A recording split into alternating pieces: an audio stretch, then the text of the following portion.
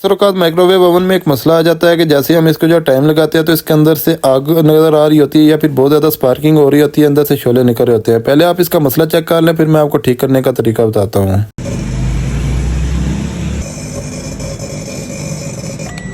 जी तो दोस्तों, अभी आपने देखा कि इसके अंदर से ऐसे महसूस हो रहा था कि इसके अंदर से आग निकल रही है और बहुत सारे लोग यहाँ पे डर जाते हैं और कई मैकेनिक इस चीज़ के बहुत ज़्यादा पैसे ले लेते हैं, हालांकि मसला इसमें बिल्कुल छोटा सा होता है। यहाँ पे दोस्तों मैं आपको एक मरतबा दोबारा चेक करा देता हूँ। जब से हम इसको ऑन करते हैं तो अंदर से आपको आग निकलती हुई नजर आएगी, जैसा कि अभी आपके सामने यहाँ पे आपको आग नजर आ रही होगी। जैसे हम इसको जो थोड़ी देर ऑन करके छोड़ते हैं तो अंदर से काफी ज्यादा धुआं निकल रहा होता है, तो बहुत सारे लोग डरते हैं कि शायद कोई बहुत बड़ा मसला आ चुका है। हालांकि ये बिल्कुल छोटा सा मसला होता है, आप खुद भी इसको जो घर में बआसानी फिक्स कर सकते हैं। उससे पहले आपसे एक छोटी सी गुजारिश है कि लिंक आईडी में मौजूद है, वहाँ पे जाके यूट्यूब से चले जाएं, वहाँ पे जाके 3 से 4 10 वीडियोस देख लीजिएगा ताकि मेरा वॉच टाइम पूरा हो जाए और चैनल मोनिटाइज हो जाए। तो दोस्तों इसके मसले की तरफ आते हैं। तो ये आपको एक नजर आ रहा होगा, यहाँ पे एक पेपर नजर आ रहा होगा जो कि सेंटर से जला हुआ है। बेसिकली ये जो मसला होता है सिर्फ इस पेपर का होता है। इस पेपर की वजह से अंदर से जो ऐसे लग रहा होता है कि बहुत ज्यादा शोले निकल रहे होते हैं। तो सिंपली हमने इसको चेंज करना है। चेंज करने के लिए इसको हमने बाहर निकाल लेना। बाहर निकालने के बाद ये पेपर हमें जो है मार्केट से बआसानी मिल जाता है। माइक्रोवेव ओवन की रिपेयरिंग की शॉप से जाके ये पेपर हमने ले आना है।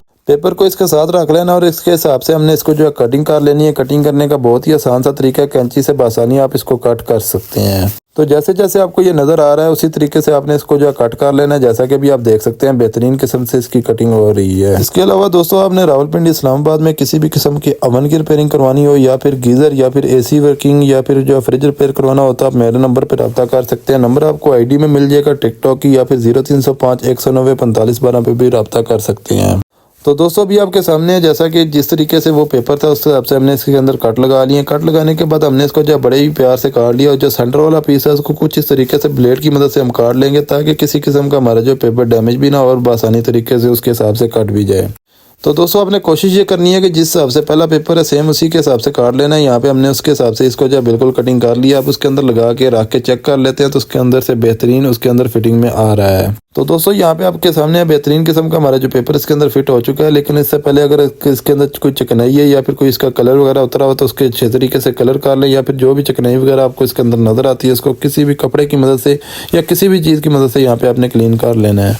तो दोस्तों अच्छे तरीके से इसको क्लीन करने के बाद हम इसको जो दोबारा उसके अंदर लगाते हैं, फिर आपको चेक कराते हैं कि हमारा जो मसला बिल्कुल हल हो चुका है। बेसिकली ये जो मसला होता है छोटा सा ही होता है और कई लोग इसको जो कहते हैं कि इसकी गन शॉट होगी या फिर कई तरीके से इसके जो बहुत ज़्यादा पैसे जो बटोर लेते हैं। तो मैंने कहा अपने दोस्तों के साथ ये छोटी सी इन्फॉर्मेशन वीडियो शेयर कर दूँ। अगर आपको ये वीडियो पसंद आई है तो वीडियो को अपना लाजमी शेयर कर दीजिएगा। अगर पसंद आई है तो कमेंट सेक्शन में यस लाजमी लिख के जाइएगा।